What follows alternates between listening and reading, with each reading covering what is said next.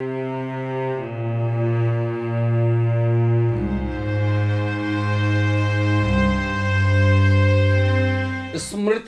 शेष।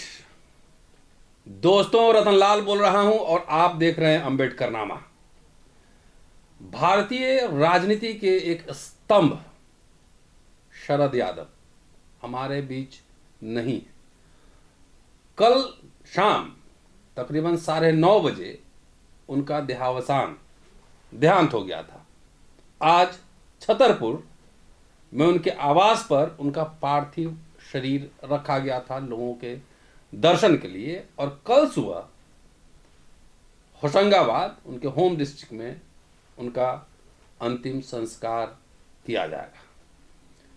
यह एपिसोड आदरांजलि है अंबेडकर नामा की ओर से, आप सब की ओर से एक बड़े नेता मंडल मसीहा को आदरांजलि है। हमारे साथ दो मेहमान हैं, उनसे परिचय कराऊंगा और चर्चा करूंगा कि शरद यादव उनकी स्मृति में कैसे हैं। आज हम तीनों शरद जी के घर पर गए थे, उनके अंतिम दर्शन किए। हमारे साथ डॉक्टर सूरज मंडल हैं, मधेपुरा के ही रहने वाले हैं, और 96 में जब लालू जी और शरद जी लोकसभा चुनाव लड़ रहे थे, उस समय ये भी चुनाव लोकसभा का लड़ चुके हैं। मधेपुरा के रहने वाले हैं, शरद जी के करीबी माने जाते हैं, अंतिम क्षण तक शरद जी के साथ रहे। इनसे जानेंगे इनकी मेमोरी क्या है शरद जी को लेकर। और हमारे साथ अजय जी हैं, अजय कुमार, बिहार विधान परिषद में एमएलसी हैं, सहरसा के रहने वाले हैं। सहरसा मतलब मधेपुरा और सहरसा मिला के एक लोकसभा कंस्टिट्यूएंसी है, वहाँ के रहने वाले हैं, अभी विधान परिषद सदस्य हैं। दोनों साथियों से उनके संस्मरण, आरजेडी के विधायक हैं, जानेंगे। लेकिन पहले मैं अपने अपने संस्मरण आपसे साझा करना चाहता हूँ। शरद जी से पहली मुलाकात 2016 में हमारी हुई थी। उनके घर पर एक कार्यक्रम हुआ था और उस समय वो जेडीयू से, नीतीश कुमार से अलग हो गए थे, अर्थात एनडीए से अलग हो रहे थे। अपनी वैचारिक प्रतिबद्धता को लेकर मैं उनके साथ गया, क्योंकि मैं समझता था और अभी भी समझता हूं और आगे भी समझता रहूंगा कि भारतीय गणराज्य को बचाना है तो आरएसएस, बीजेपी जैसी शक्तियों को कमजोर करना पड़ेगा।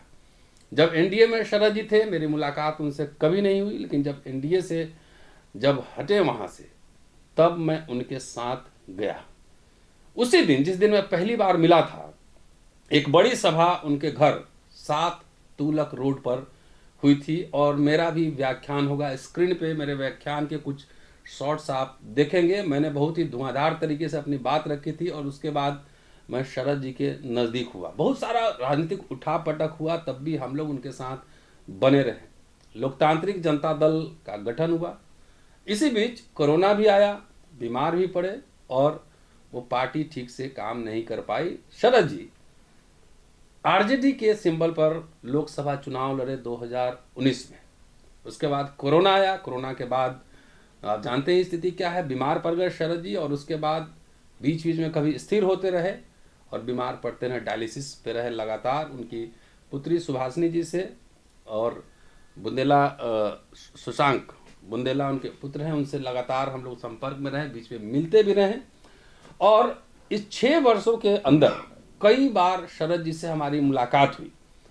और आप जानते हैं कि हम लोग जब जाते हैं तो राजनीतिक सामाजिक मुद्दों पर ही बात करते हैं, बहुत ही सहज सुलभ। जब भी गया आराम से मुलाकात हुई, घंटों बात हुई, बहुत सारे मुद्दों पर, कैसे भारतीय गणराज्य को बचाया जाए, सामाजिक आंदोलन की धार को कैसे तेज किया जाए। सामाजिक राजनीतिक कार्यकर्ता होने के साथ साथ मैं रिसर्चर भी हूँ। तो हमारे और हमारे मित्र संजीव चंदन, जो मार्जिनलाइज्ड पब्लिकेशन चलाते हैं, उनकी एक योजना बनी कि शरद जी के संसदीय भाषण का संकलन किया जाए और मैं संपादन करूं। वो किताब मैं आपको दिखाता हूं, वो किताब तैयार है, शरद जी के संसदीय भाषण। अजय जी आप भी देखें।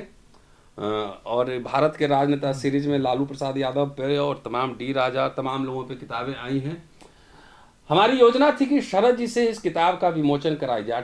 2018 से इस पर काम चल रहा था, लेकिन कोरोना के लॉकडाउन के दरमियान नहीं मिल पाया। उसके बाद शरद जी बीमार हो गए, ये काम अधूरा ही रह गया। शरद जी के किताब का विमोचन उनके हाथों नहीं हो पाया। लेकिन मैं समझता हूं कि हमारे और अंबेडकर नामा की ओर से इस शरद जी को आदरांजलि होगी कि उनके प्रमुख भाषण को हमने इसमें प्रिंट किया है, लिपिबद्ध किया है। आने वाली पीढ़ियां इसको जरूर पढ़ेगी। शरद जी से जब भी मिलते थे बहुत गर्मजोशी से मिलते थे। मेरे गांव, मेरे घर पर भी जा चुके हैं और हर समय वो चिंतित होते थे भारतीय गणराज्य को लेकर, कॉन्स्टिट्यूशन को लेकर और सोशल जस्टिस को लेकर।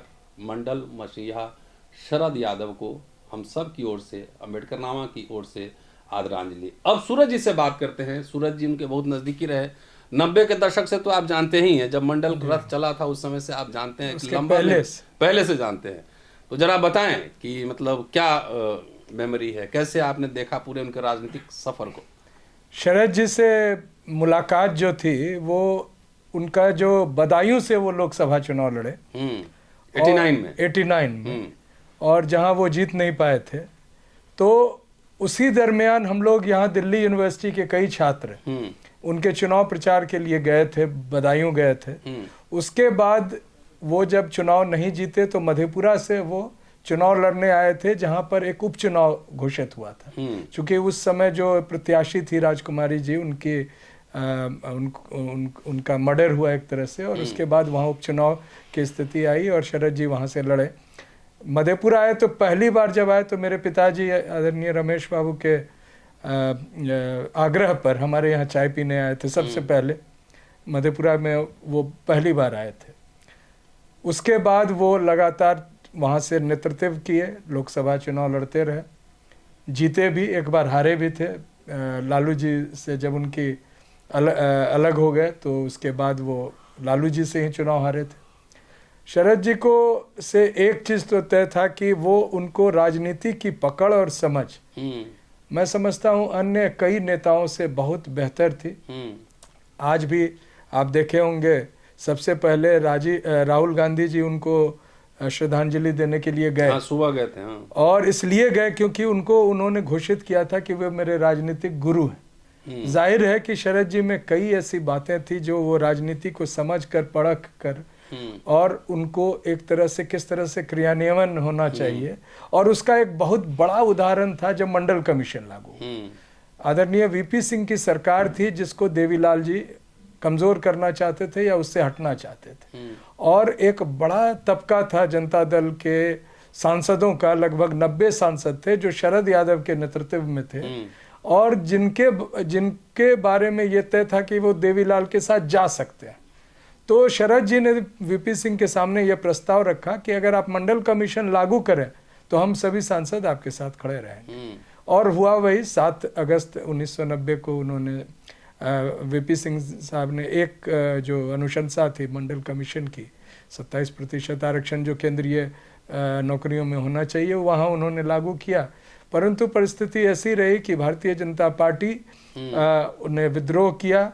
उन्होंने देखा कि ये एक तरह से सामाजिक परिवर्तन का समय आ गया है, जिसको वो काउंटर करने के लिए एक नए नैरेटिव, राम वाली मुद्दा, कमंडल का मुद्दा, मंडल बनाम कमंडल, और उसको लेकर अडवाणी जी रथ यात्रा पे निकल गए और अंततः जनता दल की सरकार जो थी वो, चूंकि उन्होंने अपने समर्थन वापस ले लिया तो उसे गिरना तय था।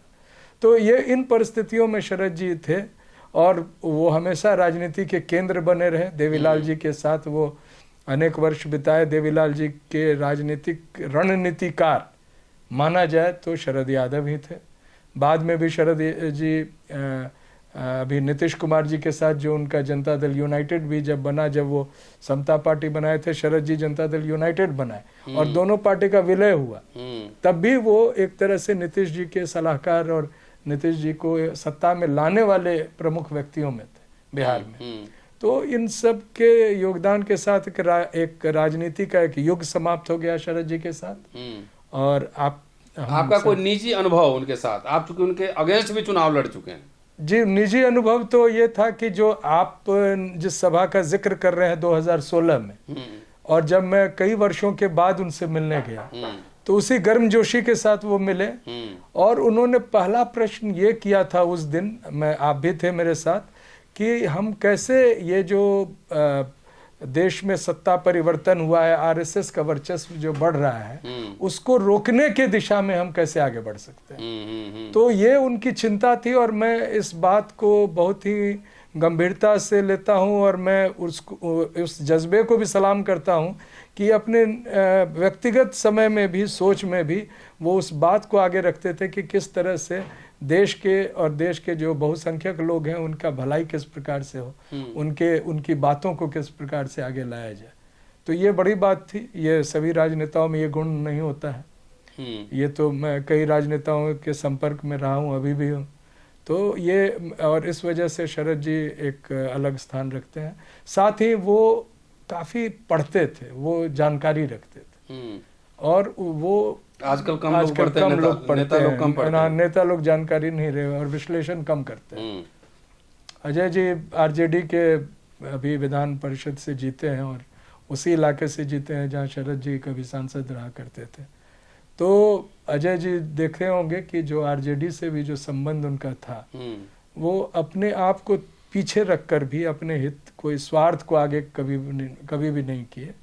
उन्होंने बहुत ही उदारता के साथ लालू प्रसाद जी के साथ अभी हाल में जो खड़े रहे, और तेजस्वी जी के साथ भी खड़े रहे। लोकसभा चुनाव में एक सीट भले वो लड़े हों, लेकिन उनका जो प्रेजेंस था वो लगभग सभी क्षेत्रों में था।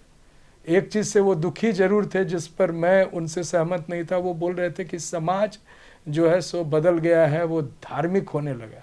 लेकिन मैंने उनको कहा था कि नहीं, मधेपुरा में आपकी हार जो है महज एक सामाजिक हार नहीं है, वहाँ पर जो है कुछ गड़बड़ियाँ हुई हैं, और मेरे जहन में आज भी है कि ईवीएम में गड़बड़ियाँ। चलिए, मैं भी उस इलेक्शन कैंपेन में था 2019 में। अजय जी हैं, अजय जी उनके कॉन्स्टिट्यूएंसी के, वैसे दोनों हैं, लेकिन सूरज मंडल साहब दिल्ली यूनिवर्सिटी में पढ़ाते हैं, अजय जी लगातार वहीं रहते हैं। अजय जी से जानेंगे इनकी मेमोरी, इनकी स्मृति शरद जी को लेकर कैसी है। लंबे समय से इन्होंने उनको देखा है। अजय जी। शरद यादव जी निश्चय ही एक बड़ी शख्सियत थे, और वैसी शख्सियत अब शायद ही इस देश में हो, जैसा मुझे लगता है। और समाजवादी विचारधारा के पुरोधा होते हुए मेरी पहली मुलाकात उनसे तब हुई थी जिस दिन मंडल कमीशन की घोषणा हुई थी, लागू हुआ था, और मैं आदरणीय बड़े भाई सूरज भाई के साथ रात के 11 बजे उनके आवास पर गया था, उनको बधाई देने के लिए कि आपने बहुत बड़ा काम किया है, एक पूरा जो वंचित तबका है उसके लिए आपने इतनी बड़ी लड़ाई लड़ी है। और वो एक छोटी सी मुलाकात थी।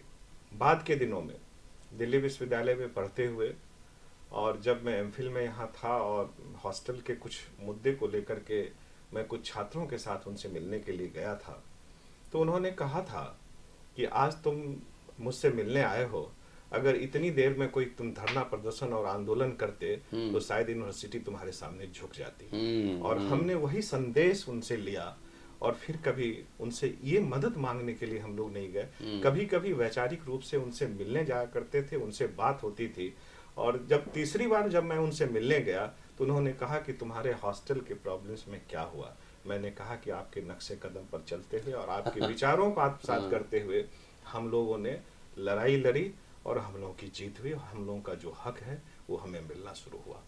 तो शरद जी के साथ बहुत सी स्मृतियां हैं। बाद के दिनों में जब भी वो चुनाव लड़ने लगे वहां से, और मैं वहां की सक्रिय राजनीति में था, तो उनके साथ काम करने का मौका मिला।